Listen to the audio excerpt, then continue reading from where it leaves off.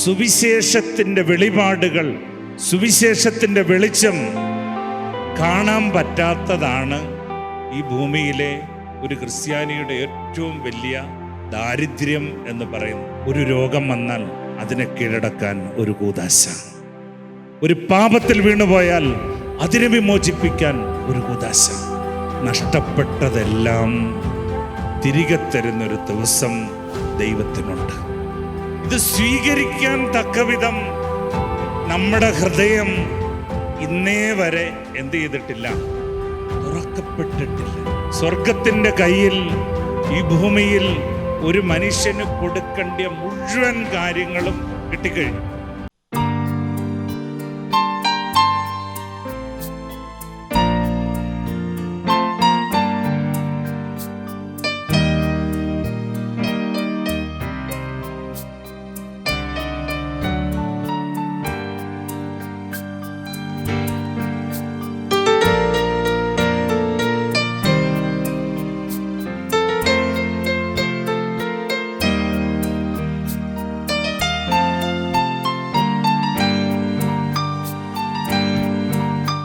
പിതാവിൻ്റെയും പുത്രൻ്റെയും പരിശുദ്ധ റൂഹായുടെയും നാമത്തിൽ തന്നെ.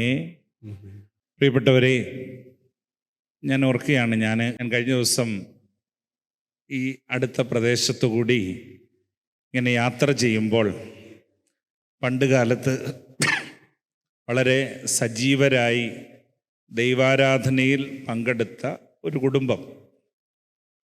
അപ്പോൾ വളരെ യാദൃശ്ചികമായിട്ട് അവരുടെ വീടിൻ്റെ അതുവഴി പോയ സമയത്ത് ഒരു ബ്ലോക്കുണ്ടായി.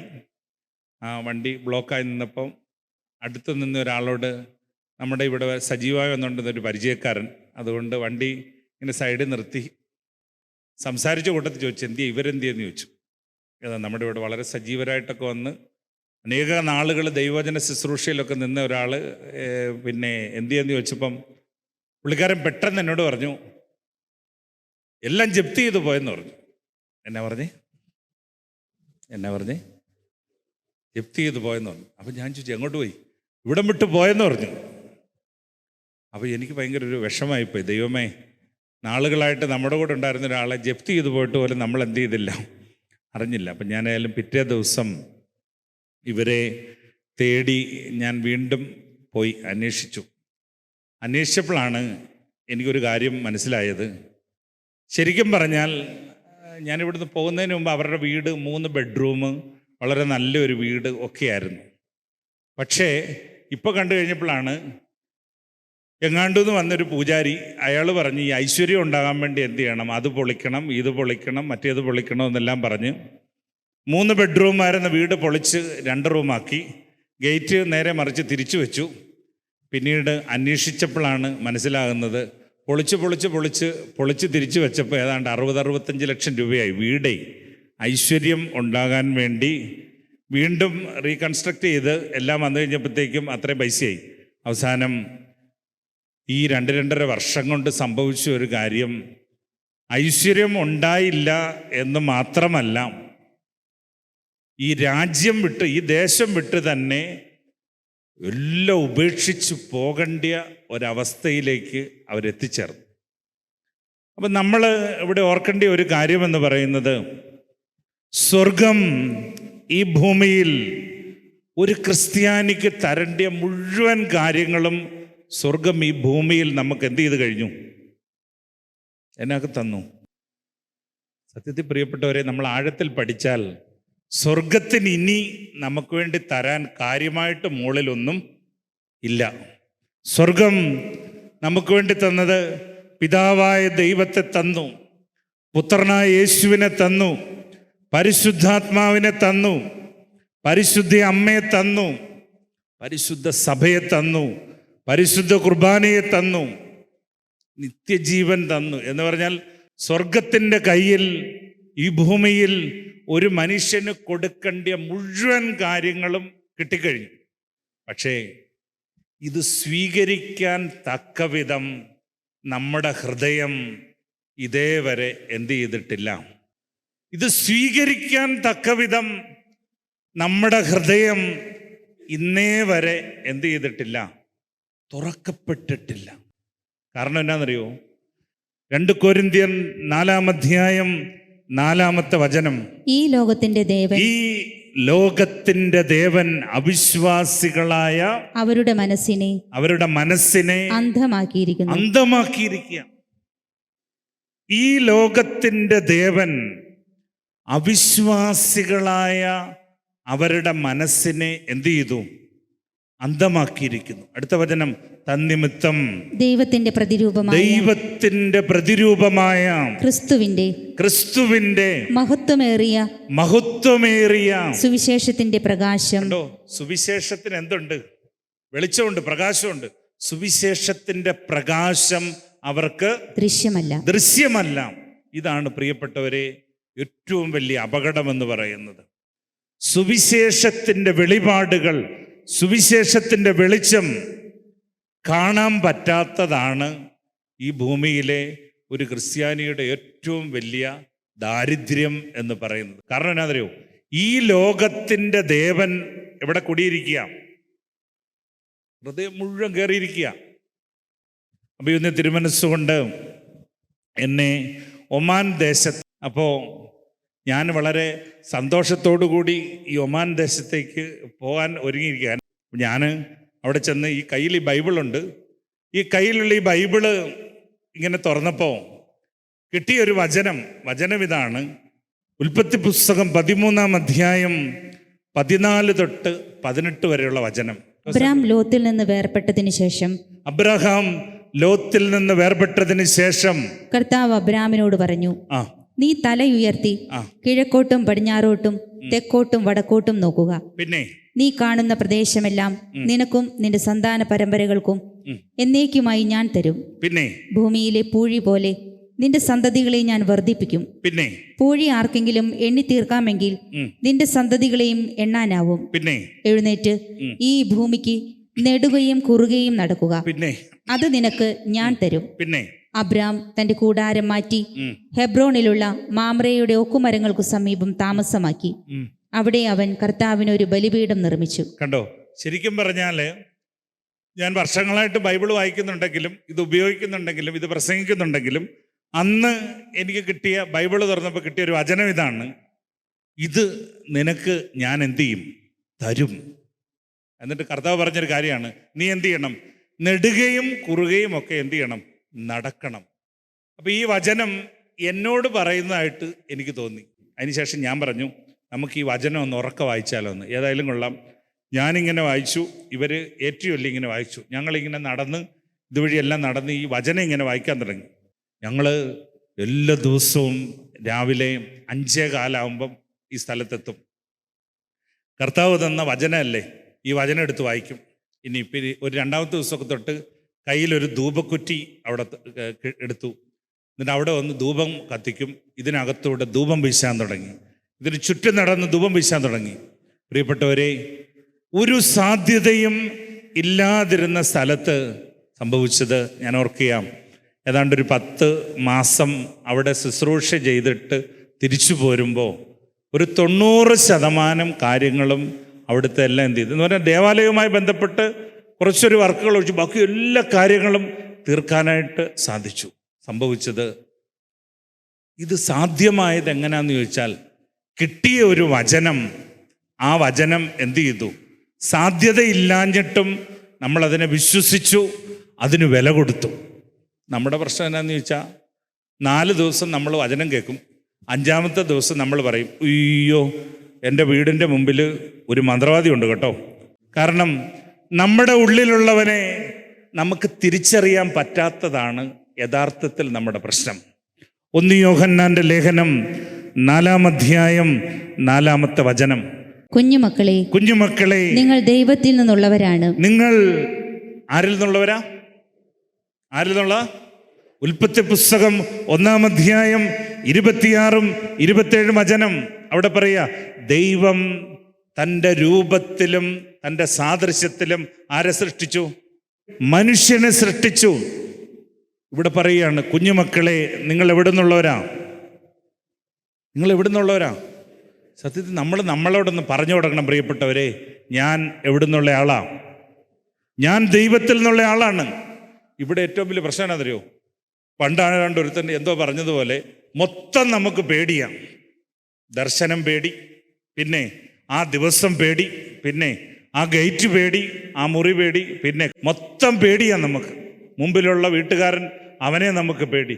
1 യോഹന്നാന്റെ ലേഖനം 4-ാം അധ്യായം 4 തൊട്ടുള്ള വചനം വായിച്ച് കേൾക്കാം. കുഞ്ഞുമക്കളെ, നിങ്ങൾ ദൈവത്തിൽ നിന്നുള്ളവരാണ്. നിങ്ങൾ ആരിൽ നിന്നുള്ളവരാണ്? ദൈവത്തിൽ നിന്നുള്ളവരാണ്. നിങ്ങൾ വ്യാജ പ്രവാചകന്മാരെ കീഴ്പ്പെടുത്തിയിരിക്കുന്നു. നിങ്ങൾ ആരെ കീഴ്പ്പെടുത്തിയിരിക്കുന്നു? വ്യാജ പ്രവാചകന്മാരെ കീഴ്പ്പെടുത്തിയിരിക്കുന്നു. പിന്നെ എന്തെന്നാൽ നിങ്ങളുടെ ഉള്ളിലുള്ളവൻ ലോകത്തിലുള്ളവനെക്കാട്ടിലും ആരാണ്? വലിയവനാണ്. അവർ ലോകത്തിൻ്റെതാണ്. കണ്ടോ, ഇതാണ് ഈ ആവർത്തന പുസ്തകം 28-ാം അധ്യായം 10-ാമത്തെ വചനം. ആവർത്തന പുസ്തകം 28:10. കർത്താവിൻ്റെ നാമം നീ വഹിക്കുന്നത് കാണുമ്പോൾ ലോകത്തിലുള്ള സകല മനുഷ്യരും നിന്നെ എന്ത് ചെയ്യും? ഭയപ്പെടും. നമ്മുടെ ഉള്ളിൽ ആരുണ്ട്? ഈ ഭൂമി മുഴുവൻ സൃഷ്ടിച്ച ആരുണ്ട്? ദൈവമുണ്ട്. ദൈവത്തെ ഓർത്ത് നിങ്ങൾ എന്ത് ചെയ്യണം? നിങ്ങൾ വലിയ ധ്യാനഗുരുക്കന്മാരായില്ലെങ്കിലും ആദ്യമായിട്ട് എന്ത് ചെയ്യണം? നമുക്ക് ഈ ഭയം എന്ന് പറയുന്ന ഒരു സാധനം എന്ത് ചെയ്യണം? വിട്ടുമാറണം. ലോകത്തിലെ ഏറ്റവും അപകടകാരിയായ സംഭവമാണ് എന്ത്? ഭയം. കാരണം ഈ ഭയം നമ്മുടെ ഉള്ളിൽ കയറിയിട്ടുണ്ടെങ്കിൽ നമ്മൾ മനസ്സിലാക്കണം, സത്യത്തിൽ ഭയമാണ് സൈറ്റൻ എന്ന് പറയുന്നത്. 1 യോഹന്നാന്റെ ലേഖനം 4-ാം അധ്യായത്തിൽ വ്യക്തമായിട്ട് പറയാണ്, സ്നേഹത്തിൽ പൂർണ്ണനാകാത്തത് കൊണ്ടാണ് നമ്മളെ എന്ത് ചെയ്തിരിക്കുന്നത്? ഭയം കീഴടക്കുന്നത്. യോഹന്നാൻ 8:44 യോഹന്നാൻ 10:10 പിശാചിന്റെ ഡെഫിനിഷൻ തന്നെ പറയുന്നത് അവൻ നുണയനാണ്, നുണയുടെ പിതാവാണ്. കണ്ടോ? അപ്പം അതുകൊണ്ട് നമ്മുടെ ജീവിതത്തിൽ നമ്മൾ ഓർക്കണം, ഒരു സ്ഥലത്ത്, ഒരു ദേശത്ത്, ഒരു സമൂഹത്തിൽ പ്രശ്നമുണ്ടെങ്കിൽ നമ്മുടെ ആന്തരിക തലങ്ങളിൽ പരിശുദ്ധാത്മാവെന്ന വലിയൊരു ബോധ്യത്തോടെ നമ്മൾ നിന്ന് നെടുകയും കുറുകയും ഒക്കെ സഞ്ചരിച്ച് ഒന്ന് അനുഗ്രഹിക്കാൻ തുടങ്ങി.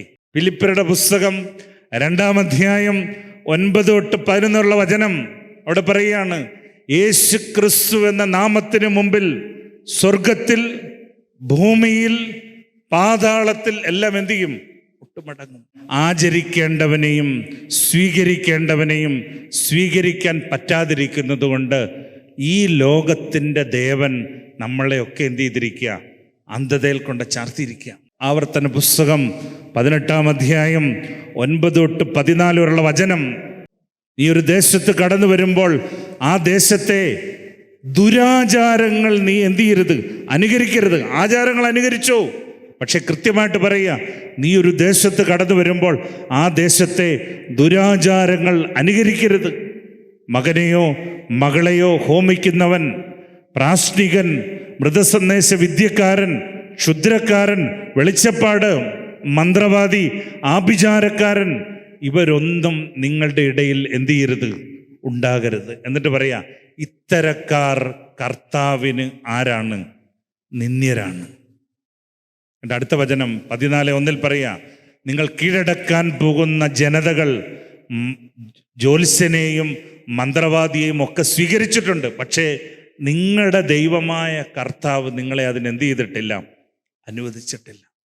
സത്യത്തിൽ പ്രഭാഷകന്റെ പുസ്തകം 14-ാം അധ്യായം 15 തൊട്ടുള്ള വചനത്തിൽ പറയുന്നുണ്ട്, എല്ലാ സ്വാതന്ത്ര്യവും കർത്താവ് എന്ത് ചെയ്തിട്ടുണ്ട്? നമുക്ക് തന്നിട്ടുണ്ട്. ഒന്ന് വായിച്ച വചനം. പ്രഭാഷകന്റെ പുസ്തകത്തിൽ, ആദിയിൽ കർത്താവ് മനുഷ്യനെ സൃഷ്ടിച്ചു, അവൻ എല്ലാ സ്വാതന്ത്ര്യവും കൊടുത്തു. എന്നിട്ട് പറയുക, മനസ്സ് വെച്ചാൽ നിനക്ക് എന്ത് ചെയ്യാം? ഈ കൽപ്പനകൾ പാലിക്കാം. അഗ്നിയും ജലവും നിന്റെ മുമ്പിലുണ്ട്, ഇഷ്ടമുള്ളത് എന്ത് ചെയ്യാം? നമുക്കെടുക്കാം. അപ്പോൾ പ്രിയപ്പെട്ടവരെ, ഇവിടെ നമ്മൾ തിരിച്ചറിയേണ്ട ഏറ്റവും പ്രധാനപ്പെട്ടൊരു കാര്യം, ഇന്ന് ഓരോ ക്രിസ്ത്യാനിയും അവൻ്റെ വീട് പൊളിച്ചുകൊണ്ടിരിക്കുന്നു, ഗേറ്റ് പൊളിച്ചുകൊണ്ടിരിക്കുന്നു, അവൻ സകലതും പൊളിച്ച് തന്നെ പൊളിഞ്ഞ് അടുക്കിക്കൊണ്ടിരിക്കുക. ഇവിടെയാണ് ഒരു സാക്ഷ്യമുള്ള ക്രിസ്തു ദൈവമാണെന്ന് ഉറപ്പിക്കുന്ന ഒരു തലം. ആരുടെയും ഒന്നിനെയും നമ്മൾ ഉപദ്രവിക്കാൻ പോകണ്ട. നമുക്ക് കിട്ടിയതനുസരിച്ച് നമ്മളൊന്ന് ജീവിച്ചു തുടങ്ങുക. നമ്മളെന്തിനാ ഇവരെയൊക്കെ പേടിക്കുന്നേ? യെശയ്യായുടെ പുസ്തകം 45-ാം അധ്യായം 2-ാമത്തെ വചനം. ഞാൻ നിനക്ക് മുൻപേ ഒരു ദൂതനെ അയക്കും. പിന്നെ പിച്ചളവാതിലുകൾ തകർക്കുകയും ഇരുമ്പോടാമ്പലുകൾ ഒടിക്കുകയും ചെയ്യും. പിന്നെ നിന്നെ പേര് ചൊല്ലി വിളിക്കുന്ന ഇസ്രായേലിന്റെ കർത്താവായ ദൈവം ഞാനാണെന്ന് നീ അറിയേണ്ടതിന് അന്ധകാരത്തിലെ നിധികളും രഹസ്യ ധനശേഖരവും ഒക്കെ നിനക്ക് തരും. വലിയ കൃപയുടെ ഒരു വചനമാണത്. അപ്പൊ നമ്മൾ ഓർക്കണം പ്രിയപ്പെട്ടവരെ, ഈ ഭൂമിയിൽ ദൈവത്തെ സ്വന്തമായി കിട്ടിയ മനുഷ്യനാണ് ഒരു മാമോദിസ മുങ്ങിയ ക്രിസ്ത്യാനി. പക്ഷേ അവൻ്റെ പ്രശ്നം എന്താണെന്നറിയോ? എനിക്ക് ദൈവത്തെ കിട്ടിയെന്നും എൻ്റെ ഉള്ളിൽ ദൈവമുണ്ടെന്നും ആർക്ക് ബോധ്യമില്ല. സത്യത്തിൽ എനിക്ക് ബോധ്യമില്ല എന്ന് പറയുകയാണെങ്കിൽ അതൊരു സത്യമാണ്. കാരണം നമുക്ക് നമ്മുടെ കാര്യമല്ലേ പറയാൻ പറ്റുള്ളൂ. കഴിഞ്ഞ ദിവസം ഇതുവഴി പോകുമ്പോൾ ഒരു വീടിൻ്റെ മുറ്റത്ത് ഒരു പാമ്പ്. ഉടനെ പെട്ടെന്ന് ആ ചേച്ചി പറയുകയായിരുന്നു, ഈ പ്രാവശ്യം ഗീവറീസ് സഹതായ്ക്ക് നേർച്ച കൊടുക്കാൻ പറ്റിയില്ല. അന്നേരം ഇതേ പാമ്പ് വന്നു. ഞാൻ വിചാരിച്ചു, കർത്താവേ പാവം ഗീവറീസ് സഹത. നമ്മൾ ഓർക്കണം, ഈ സ്ഥലത്തെല്ലാം പാമ്പും ഉണ്ട്, ചേമ്പും ഉണ്ട്, എല്ലാം ഉണ്ട് പ്രിയപ്പെട്ടവരെ. ഇത് ഗീവർഗീസ് സഹതായോ പരിമല തിരുവേനിയോ ഒന്നും പറഞ്ഞു വിടുന്ന സാധനമല്ല. കാരണം ഈ ഭൂമിയിൽ എല്ലാ ജീവജാലങ്ങൾക്കും ജീവിക്കാൻ എന്തുണ്ട്? അവകാശമുണ്ട്. പക്ഷേ ഇതിനെല്ലാം കീഴടക്കാനുള്ള കൃപ ആരിലുണ്ട്? എന്നിലുണ്ട്. മനുഷ്യനിലുണ്ടെന്നല്ല, എന്നിലുണ്ട്. എന്നിലെ ദൈവത്വം ഉണർന്നാൽ ഏത് ജീവിയും ഏത് വർഗവും എന്തു ചെയ്യും? എൻ്റെ മുമ്പിൽ കീഴടങ്ങും. പക്ഷെ നമ്മുടെ പ്രശ്നം എന്താ വെച്ചാൽ മൊത്തത്തിൽ ഭയമാണ്, എല്ലാവരെയും സംശയമാണ്. നമ്മൾ ഓർക്കണം, ഈ അബ്രഹാം പിതാവിനെയൊക്കെ പഠിച്ചാൽ യൂദത്തിൻ്റെ പുസ്തകം 5-ാം അധ്യായം വായിച്ച് പഠിക്കണം. യൂദത്തിൻ്റെ പുസ്തകം 5-ാം അധ്യായം 8 തൊട്ടുള്ള വചനത്തിൽ വ്യക്തമായിട്ട് എഴുതി വച്ചിരിക്കുക. അബ്രഹാം പിതാവ് ജനിച്ച വീട് ഒരു വിഗ്രഹങ്ങളുടെ വീടായിരുന്നു. എല്ലാവിധ അന്ധവിശ്വാസങ്ങളും ദുരാചാരങ്ങളും കുലദൈവങ്ങളും അനാചാരങ്ങളും എല്ലാം ഉള്ള ഒരു വീട്ടിലാണ് ജനിച്ചത് അബ്രഹാം പിതാവ്. ആ വീട്ടിൽ വെച്ച് അവൻ്റെ ചെവിയിൽ ഒരു സ്വരം കേട്ടു, അബ്രഹാം, നീ ഈ ബന്ധുക്കളെയും പിതൃഭവനത്തെയും ചാർച്ചക്കാരെയും എല്ലാം വിട്ടിട്ട് നീ എന്തു ചെയ്യണം? ഞാൻ കാണിച്ചു തരുന്ന ദേശത്തേക്ക് നീ എന്തു ചെയ്യണം? പോണം. പ്രിയപ്പെട്ടവരെ, നമ്മുടെ വീട്ടിൽ മന്ത്രവാദി കാണും, നമ്മുടെ വീട്ടിൽ ആഭിചാരക്കാരൻ കാണും, നമ്മുടെ വീട്ടിൽ കൽപ്പന ലംഘനമുള്ളവൻ കാണും. പക്ഷെ ഇതൊന്നും ആർക്ക് വിഷയമല്ല. കൃപയുള്ള ഒരു മനുഷ്യന് എന്തല്ല? വിഷയമല്ല. അതുകൊണ്ട് ഇന്നത്തെ ദിവസം നമ്മുടെ ആന്തരിക തലങ്ങളിൽ കിടക്കുന്ന ഭയം അത് വിട്ടുമാറാൻ വേണ്ടി പരിശുദ്ധാത്മാവിന് നമ്മൾ അതെന്ത് ചെയ്യണം? വിട്ടുകൊടുക്കണം. അബ്രഹാം പിതാവ് ഒരു സാധ്യതയുമില്ലാതിരുന്ന സ്ഥലത്ത് വീട് വിട്ടിറങ്ങി. അബ്രഹാമിൻ്റെ ചരിത്രം നമ്മൾ പഠിച്ചാൽ മനസ്സിലാക്കാൻ പറ്റും. അബ്രഹാത്തോട് ദൈവം ഒറ്റ കാര്യം പറഞ്ഞുള്ളൂ. ഉൽപ്പത്തി പുസ്തകം 12-ാം അധ്യായം 1 തൊട്ട് 3 വരെയുള്ള വചനം. അവിടെ ഇങ്ങനെ പറഞ്ഞേ, നീ ഒരാളെ അനുഗ്രഹിച്ചാൽ അവരെ ഞാൻ എന്തു ചെയ്യും? അനുഗ്രഹിക്കും. ശരിക്കും നമ്മൾ ചെയ്യേണ്ട ഒരു കാര്യം എന്നാണെന്നറിയോ? നമ്മൾ നിൽക്കുന്ന സ്ഥലത്ത് നിന്ന് നമ്മളൊന്ന് വാ തുറന്നിട്ട് ഇങ്ങനെ പറയണം. എന്നാ പറയണം? ഈ സ്ഥലം അനുഗ്രഹിക്കപ്പെടട്ടെ. ദൈവകൃപയാൽ ഇത് സാധാരണ ആരെക്കൊണ്ടും എന്ത് ചെയ്യത്തില്ല, പറ്റത്തില്ല. ശരിക്കും പറഞ്ഞാൽ പ്രിയപ്പെട്ടവരെ, പരിശുദ്ധാത്മാവിന് പ്രവർത്തിക്കാൻ ഒരു ശരീരം വേണം. അശുദ്ധാത്മാവിനും പ്രവർത്തിക്കാൻ എന്ത് വേണം? ഒരു ശരീരം വേണം. പരിശുദ്ധാത്മാവിന് പ്രവർത്തിക്കാൻ എൻ്റെ നാവ് ഉപയോഗിച്ച് ഈ സ്ഥലം അനുഗ്രഹിക്കപ്പെടട്ടെ എന്ന് ഒന്ന് 10 ദിവസവും നിങ്ങൾ പറഞ്ഞു നോക്കി.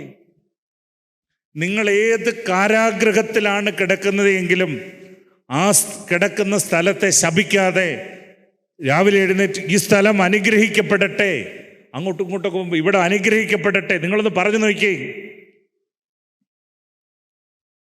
ഇത് രാവിലെ തൊട്ട് വൈകുന്നേരം വരെ പറയും. എന്നാലും അവൻ എനിക്കിട്ട് പണി തന്നു, അവൻ മുടിഞ്ഞു പോകത്തേ ഉള്ളൂ. ഇവളെനിക്കിട്ട് ഇന്നത് തന്നില്ല, മുടിഞ്ഞു പോകത്തേ ഉള്ളൂ. നേരം വെളുക്കുമ്പോൾ തൊട്ട് സന്ധ്യ വരെ നമ്മുടെ വായിൽ നിന്ന് ആകെ എന്ത് ചെയ്യുള്ളൂ? ഈ ഒരു സാധനം വരുള്ളൂ. പേടിക്കണ്ട, ഇത് ആർക്കിട്ട് തിരിച്ചടിക്കും? ആർക്കിട്ട് തിരിച്ചടിക്കും? മത്തായിയുടെ സുവിശേഷം 7:1, റോമക്കാർക്ക് എഴുതിയ ലേഖനം 2-ാം അധ്യായം 1-ാമത്തെ വചനം. നീ ആരെ വിധിച്ചാലും എന്തു ചെയ്യും?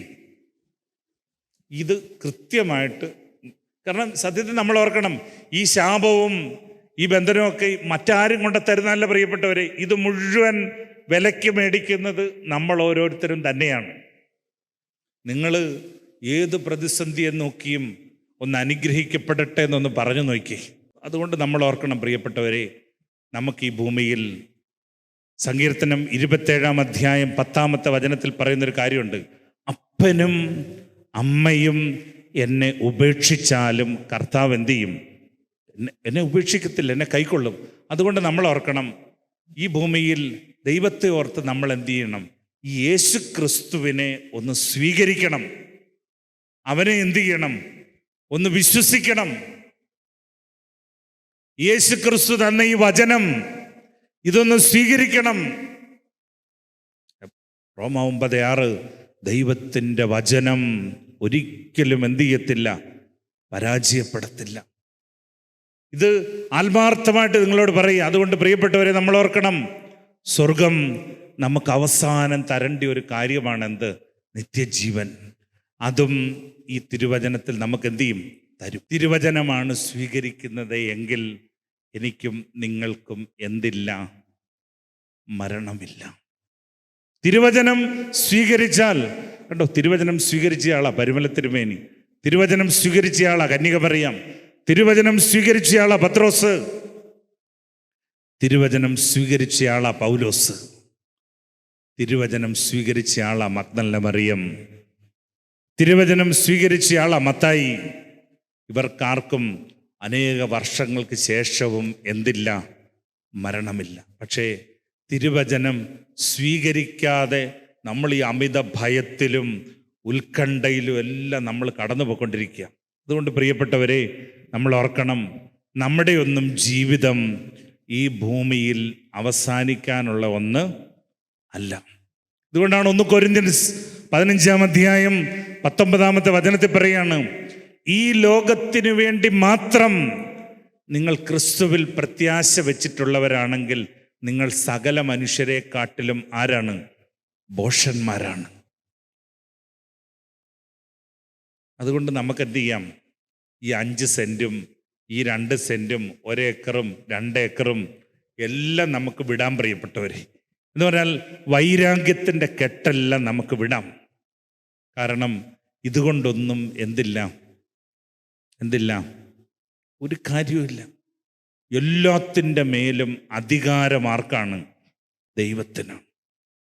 എല്ലാത്തിൻ്റെ മേലും, ജീവന്റെ മേലും മരണത്തിൻ്റെ മേലും എല്ലാം അധികാരം ആർക്കാണ്? ദൈവത്തിനാണ്. അതുകൊണ്ട് പ്രിയപ്പെട്ടവരെ, സ്വർഗത്തിൻ്റെ പരമാധികാരം ഹൃദയം കൊണ്ട് ഒരു മനുഷ്യൻ സ്വീകരിക്കണം. ദാനിയേലിൻ്റെ പുസ്തകം 4 തൊട്ട് 7 വരെയുള്ള അധ്യായത്തിൽ നെബൂഖദ്നേസർ രാജാവ് നഖവും പല്ലും മുടിയുമെല്ലാം നീണ്ട് അവൻ അലഞ്ഞ് തിരിഞ്ഞു നടക്കുമ്പോൾ അവനൊരു സ്വർഗീയ സ്വരം കേട്ടിട്ട് ഇങ്ങനെ പറഞ്ഞു, സ്വർഗത്തിൻ്റെ പരമാധികാരം നീ സ്വീകരിക്കാൻ തുടങ്ങുമ്പോൾ നിന്റെ മേലുള്ള കെട്ടുകളെല്ലാം എന്തു ചെയ്യും? അഴിയും. അതുകൊണ്ട് യഥാർത്ഥമായ കൃപയുടെ വചനത്തെ നമ്മൾ എന്തു ചെയ്യണം? സ്വീകരിക്കണം. ശരിക്കും പറഞ്ഞാൽ പ്രിയപ്പെട്ടവരെ, നമ്മൾ ഓർക്കണം, ഈ ഭൂമിയിൽ ഏറ്റവും കൂടുതൽ ഭാഗ്യം കിട്ടിയ മനുഷ്യരാണ് നമ്മൾ. കാരണം എന്നാണെന്നറിയോ? ഇന്നത്തെ ദിവസം നമുക്ക് 10 തിരുവചനമൊക്കെ കേൾക്കാൻ പറ്റിയല്ലോ. എല്ലാവർക്കും ഒന്നും പറ്റിയിട്ടില്ല പ്രിയപ്പെട്ടവരെ. ഇനി ലോകത്തിൻ്റെ അവസ്ഥ 90% മനുഷ്യനും വിശ്വാസമില്ലാതെ എന്ത് ചെയ്തുകൊണ്ടിരിക്കുക? നശിച്ചുകൊണ്ടിരിക്കുക, സ്വയം നശിച്ചുകൊണ്ടിരിക്കുക. ഒറ്റ പള്ളികളിൽ പുതിയ ജനറേഷനിൽപ്പെട്ട പിള്ളേരില്ല. ഞാൻ ഈ വിദേശത്തെല്ലാം പള്ളി നടത്തിയപ്പോൾ കണ്ടതാണ്. അവിടെയെങ്ങും എല്ലായിടത്തും വല്യപ്പനും വല്യമ്മയും ഒക്കെ ഉള്ളൂ. എല്ലാവരും എന്ത് ചെയ്തുകൊണ്ടിരിക്കുക? ഓടിക്കൊണ്ടിരിക്കുക. ഇനി ശരിക്കും പറഞ്ഞാൽ നമ്മുടെ തലമുറയിൽ നമുക്കെങ്കിലും എന്ത് ചെയ്യാം? ഒന്ന് വിശുദ്ധരാകാൻ പരിശ്രമിക്കാം. കാരണം എന്നാണെന്നറിയോ? നമ്മുടെ അടുത്ത തലമുറയ്ക്ക് വേണ്ടി മധ്യസ്ഥം യാചിക്കാൻ മുകളിൽ ആരെങ്കിലും വേണ്ടേ? അതുകൊണ്ട് നമുക്ക് വചനം സ്വീകരിച്ച് കൃപയുടെ ലോകത്തേക്ക് ഉയരാൻ വേണ്ടി നമുക്ക് ആഗ്രഹിക്കാം. കിട്ടുന്ന സമയം നമ്മൾ എന്ത് ചെയ്യണം? ഉപയോഗിക്കണം. അതുകൊണ്ട് ഞാൻ പറഞ്ഞു വന്നത്, നമ്മുടെ ആന്തരിക തലങ്ങളിൽ കിടക്കുന്ന വൈരാഗ്യത്തിൻ്റെ കെട്ടുകളൊക്കെ ഒന്ന് അഴിയാൻ നമുക്കൊന്ന് പ്രാർത്ഥിക്കാം. അതുകൊണ്ട് പ്രിയപ്പെട്ടവരെ, ശരിക്കും പറഞ്ഞാൽ നമ്മുടെ ജീവിതത്തിൽ നമ്മുടെ 3 തലങ്ങൾ തുറക്കപ്പെടാൻ വേണ്ടി നമ്മൾ പ്രാർത്ഥിക്കണം.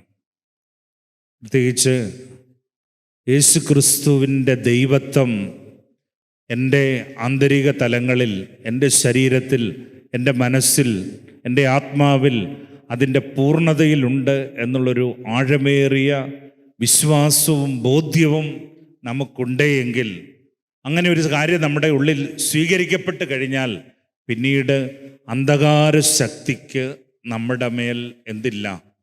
യാതൊരു അധികാരവും ഇല്ല. അതുകൊണ്ട് നമ്മൾ ഓർക്കണം, യേശു ക്രിസ്തു എന്ന നാമത്തെ ഞാൻ സ്വീകരിച്ചിരിക്കുന്ന ഒരു വ്യക്തിയാണെങ്കിൽ എൻ്റെ നെറ്റിമേൽ പുരട്ടിയ പരിശുദ്ധ മൂറോൻ, ആ മുദ്ര, വിജയശ്ലീബായുടെ മുദ്ര, ആ മുദ്രയുടെ മുമ്പിൽ എല്ലാ അന്ധകാരവും എന്തു ചെയ്യും? കീഴടങ്ങും. അതുകൊണ്ട് നമ്മൾ എന്തു ചെയ്യണം?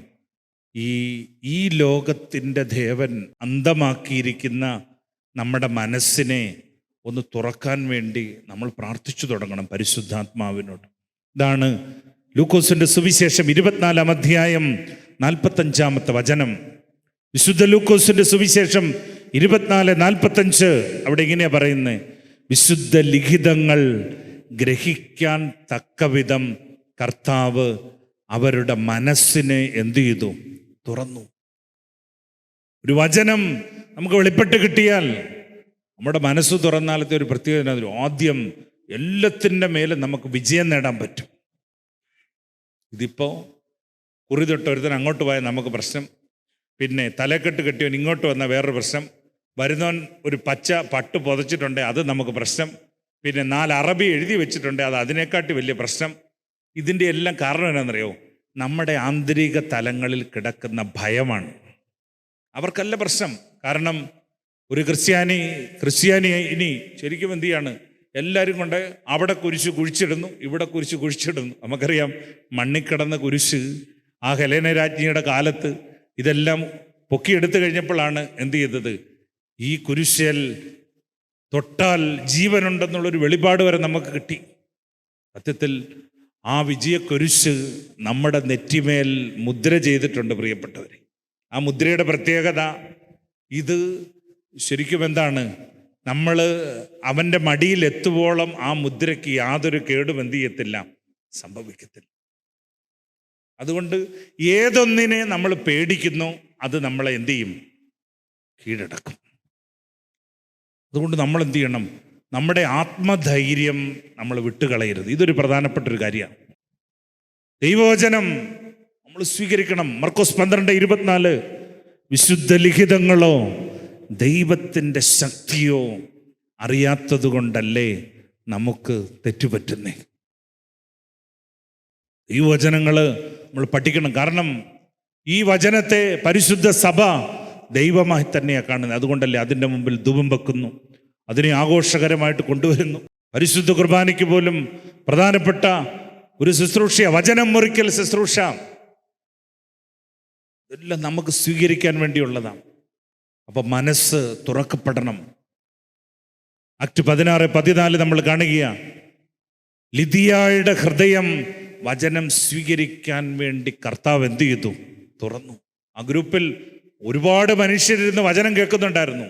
ചിലർ എഴുത്തുകാരുണ്ടായിരുന്നു, ചിലർ പാട്ടുകാരുണ്ടായിരുന്നു, പല സംഭവങ്ങളുണ്ടായിരുന്നു. പക്ഷേ എഴുതിയൊന്നും വലിയ കഥയൊന്നും ഉണ്ടായില്ല. പക്ഷേ പൗലോസ് പറഞ്ഞ കാര്യങ്ങൾ സ്വീകരിക്കാൻ തക്ക വിധം കർത്താവ് അവളുടെ ഹൃദയം എന്ത് ചെയ്തു? തുറന്നു. ഹൃദയം തുറന്നപ്പോൾ പൗലോസ് പറഞ്ഞ എല്ലാ ദൈവീക രഹസ്യങ്ങളും അവൾക്ക് വെളിപാടായിട്ട് കിട്ടാൻ തുടങ്ങി. എഫേസസ് 1:17-19 വചനത്തിൽ ഏത് തരത്തിലുള്ള പ്രത്യാശയിലേക്കാണ് വിളിച്ചിരിക്കുന്നറിയാൻ അവിടുന്ന് ആന്തരിക നേത്രങ്ങളെ എന്ത് ചെയ്തു? തുറന്നു. അപ്പൊ ഹൃദയം തുറക്കപ്പെടണം, മനസ്സ് തുറക്കപ്പെടണം, ആന്തരിക നേത്രങ്ങൾ എന്ത് ചെയ്യണം? തുറക്കപ്പെടണം. ഇനി ഇതാരുടേത് തുറക്കപ്പെടത്തുള്ളൂ? മനുഷ്യൻ്റേത് മാത്രമേ തുറക്കപ്പെടുത്തുള്ളൂ. അതുകൊണ്ട് എന്ത് ചെയ്യണം? ഈ എല്ലാ കൃപാവരങ്ങളും കൊണ്ട് സ്വർഗം നമ്മളെ നിറച്ചിരിക്കുക. ഇന്നലെ ഒരു മാമോദീസ ഇവിടെ നടക്കുമ്പോൾ ഞാനിങ്ങനെ ഓർത്തു, കൊച്ചിനെ ഞാനാണ് മദ്ബഹായിൽ കെറ്റി എല്ലാം ഒത്തിച്ചിട്ട് കൊണ്ടുവന്നു കഴിഞ്ഞപ്പോൾ വിനോദീശൻ പരിശുദ്ധ കുർബാന കൊടുക്കാൻ നേരത്ത് ഇവിടെ നിന്ന് പാടി, പറുദീസയിൽ ആദാം രുചി നോക്കാത്ത ആ ജീവവൃക്ഷത്തിൻ്റെ ഫലം നിൻ വായിലേക്ക് ഇപ്പോൾ വെച്ച് തരികയാണ് എന്ന് പറഞ്ഞാൽ സത്യത്തിൽ ലോകം മുഴുവൻ സൃഷ്ടിച്ച ദൈവത്തെ ആ കുഞ്ഞ് തിന്നുന്നതോടുകൂടി ആ കുഞ്ഞിൻ്റെ എന്താണ് ദൈവത്വത്തിൻ്റെ പൂർണ്ണത അതിൻ്റെ ഉള്ളിലേക്ക് വരികയാണ്. ഇവിടെ ഇരിക്കുന്ന നമുക്കെല്ലാവർക്കും ആ പൂർണ്ണതയുണ്ട് പ്രിയപ്പെട്ടവരെ.